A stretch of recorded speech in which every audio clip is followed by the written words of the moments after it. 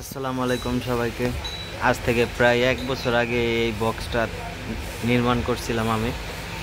এটাতে ব্যবহার করছি 4টা cutout, red, yellow, blue, black.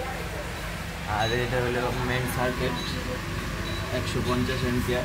এটা ডাবল পোর্ট দিয়ে এটা 4 পোল বানাইছি 12.5 কেভি ক্যাপাসিটর অপারেটিং করার জন্য।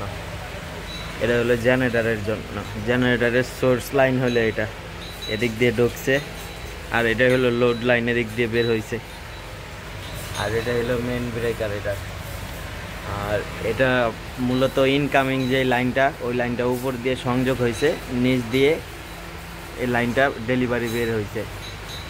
নিউট্রালে আমরা কাট আউট ব্যবহার করছি, কারণ এই জেনারেটারে ওভারলোড যদি হয়, শর্ট সার্কিট করলে যেন ফিউজ কেটে যায়। একটা ফিউজ খুলে দেখাই, ফিউজটা কতটুকু মোটা ব্যবহার করছি। হাতের থেকে অনেক উপরে খুলে দেখাতে পারলাম না।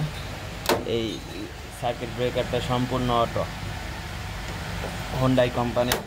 শর্ট সার্কিট হলেই ট্রিপ করবে। আপনারাও চাইলে জেনারেটারে এরকম ব্যবহার করতে পারেন। এই পিএফআইটা মূলত ব্যবহার করছি জেনারেটারের পিএফআইয়ের মান উন্নয়ন করার জন্য।